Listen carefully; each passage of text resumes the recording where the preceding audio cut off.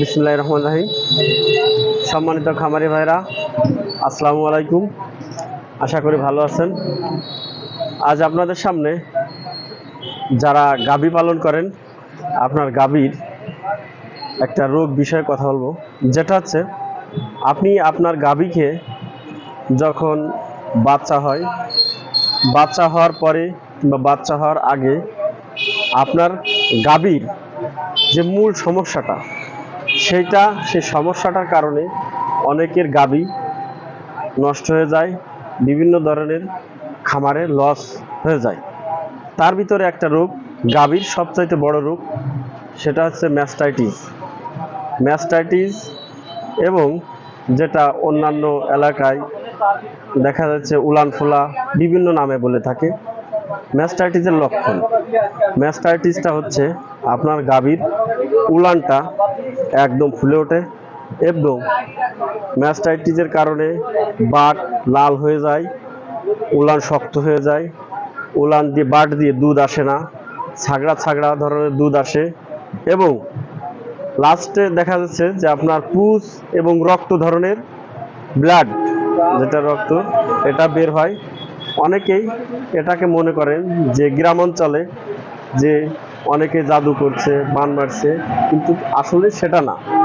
আপনার গোয়ালঘর যদি ওখানে পয় পরিষ্কার না থাকে, স্যাঁতসেঁতে থাকে, ওইখান থেকে আপনার গাভীর বাটের ভিতরে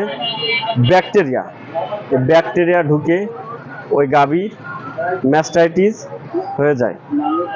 এখন বিষয় হচ্ছে আপনার খামারের যে গোয়াল ঘর, এই ঘরটা পয় পরিষ্কার রাখবেন, এবং আপনার গাভীকে সবসময় দুধ দহন করে একদম কমায় রাখতে হবে, যাতে আপনার গাভীর উলানে দুধ জমাট বাঁধতে না পারে, সেদিকে খেয়াল রাখতে হবে।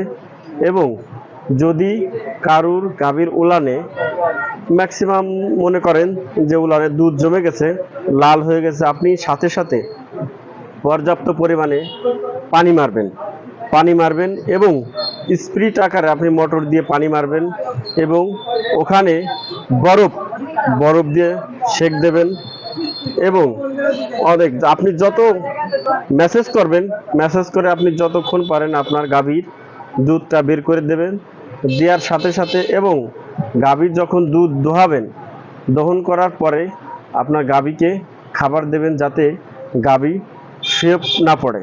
কারণ গাভী হচ্ছে শুয়ে পড়লে গাভীর বাটের যে ছিদ্র, এই ছিদ্রটার ভিতর দিয়ে ব্যাকটেরিয়া প্রবেশ করে।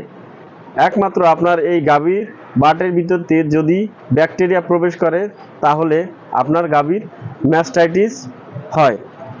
এখন যদি আপনার গাভীর ম্যাস্টাইটিস আপনি মনে করেন যে হয়ে গেছে, তাহলে আপনি আপনার গাভীকে পর্যাপ্ত পরিমাণে পানি মারবেন, এবং আপনি ম্যাসেজ করবেন।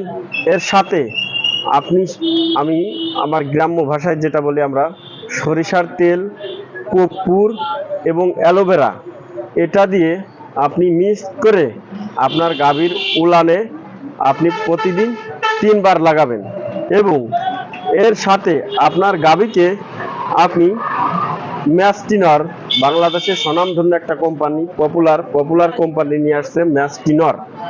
এই ম্যাস্টিনরটা আপনার গাভীর ওয়েট অনুসারে, যদি আপনার গাভী 100 কেজি ওয়েটে থাকে অথবা 150 কেজি, তাহলে আপনি একটা করে প্রতিদিন সকালে একটা এবং বিকালে একটা, এভাবে 2 দিন খাওয়াবেন। এরপর থেকে মোট 5 দিন আপনি প্রতিদিন একবার একটা করে ম্যাস্টিনর খাওয়াবেন, এবং এর সাথে আপনার গাভীর দেখবেন জ্বর হয়ে থাকে এবং ব্যথা হয়ে থাকে, পুরো শরীর এবং উলান ব্যথা হয়ে থাকে, আপনি ফার্স্ট বেড অথবা ওর সাথে আপনি PK5 500 এবং ডলোরিল 500, যে কোনো একটা আপনি খাওয়াবেন।